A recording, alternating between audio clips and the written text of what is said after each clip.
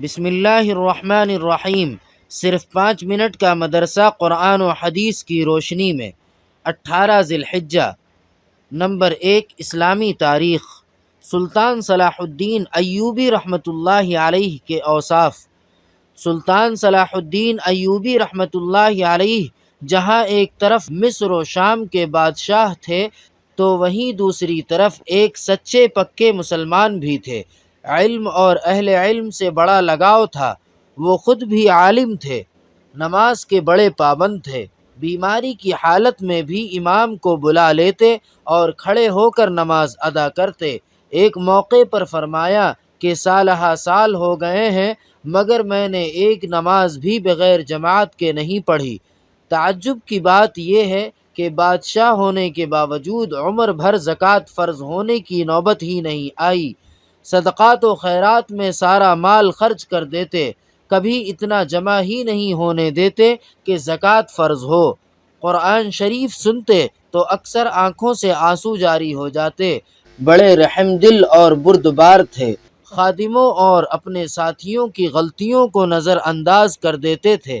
حتیٰ کہ بیت المقدس جب فتح ہوا تو عیسائیوں کا بادشاہ گائی سلطان صلاح الدین ایوبی کے سامنے لایا گیا۔ بادشاہ بہت ڈرا ہوا تھا کہ اب قتل کر دیا جاؤں گا، مگر سلطان نے اسے اپنے پاس بٹھایا اور اطمینان دلایا کہ وہ قتل نہیں کیا جائے گا۔ بہرحال اللہ تعالی نے ان کو بہت سی خوبیوں سے نوازا تھا۔ 579 ہجری میں ان کا انتقال ہوا۔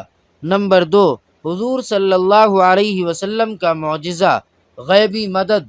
صحابہ کرام رضوان اللہ تعالی علیہم اجمعین فرماتے ہیں کہ ہم ایک سفر میں اللہ کے رسول صلی اللہ علیہ وسلم کے ساتھ 400 آدمی تھے۔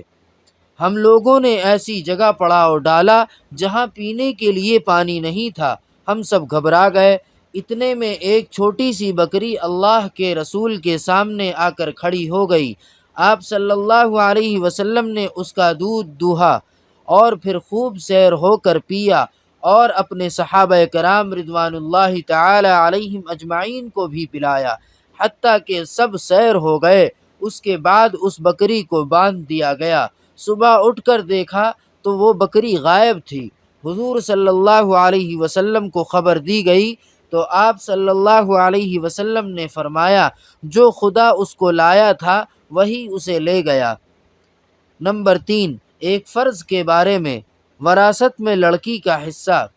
قرآن پاک میں اللہ تعالی فرماتا ہے، اللہ تعالی تم کو تمہاری اولاد کے سلسلے میں حکم دیتا ہے کہ ایک لڑکے کا حصہ 2 لڑکیوں کے برابر ہے۔ فائدہ، والدین کی وراثت میں لڑکے کے 2 حصے اور لڑکی کا 1 حصہ ہوتا ہے جس کا ادا کرنا فرض ہے۔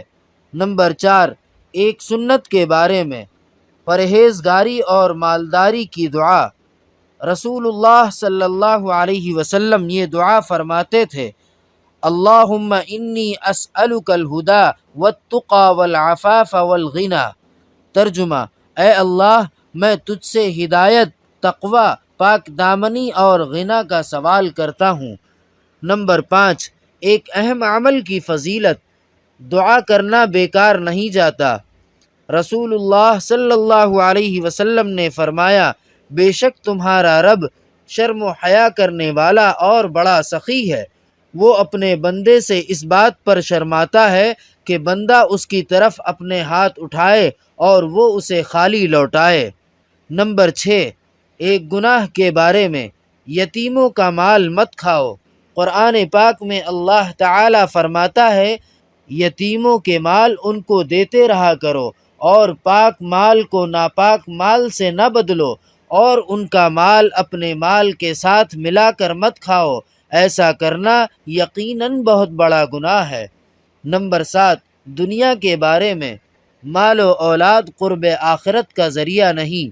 قرآن پاک میں اللہ تعالی فرماتا ہے، تمہارے مال اور تمہاری اولاد ایسی چیز نہیں جو تم کو درجہ میں ہمارا مقرب بنا دے، مگر ہاں جو ایمان لائے اور نیک عمل کرتا رہے تو ایسے لوگوں کو ان کے اعمال کا 2 گنا بدلہ ملے گا اور وہ جنت کے بالا خانوں میں آرام سے رہیں گے۔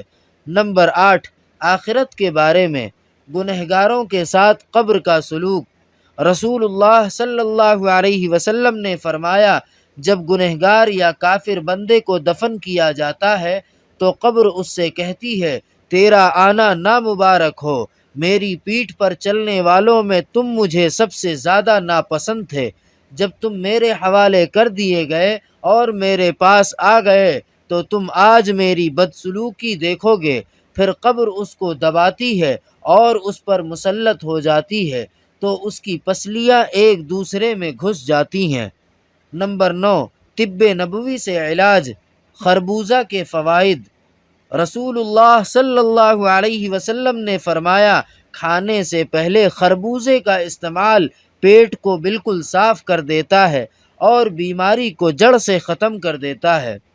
نمبر 10، نبی صلی اللہ علیہ وسلم کی نصیحت۔ حضرت انس رضی اللہ تعالی عنہ کی والدہ نے سرکار دو عالم صلی اللہ علیہ وسلم کی خدمت میں حاضر ہو کر عرض کیا، مجھے کچھ وصیت فرمائیے۔ آپ صلی اللہ علیہ وسلم نے ارشاد فرمایا، گناہوں کا چھوڑ دینا بہترین ہجرت ہے، فرائض کی حفاظت کرنا بہترین جہاد ہے، اور ذکر الہی بکثرت کرتی رہو، اس لیے کہ تم اللہ کے یہاں اس سے زیادہ محبوب چیز لے کر نہیں آ سکتی۔ سبحان ربک رب العزت عما یصفون وسلام علی المرسلین والحمد للہ رب العالمین۔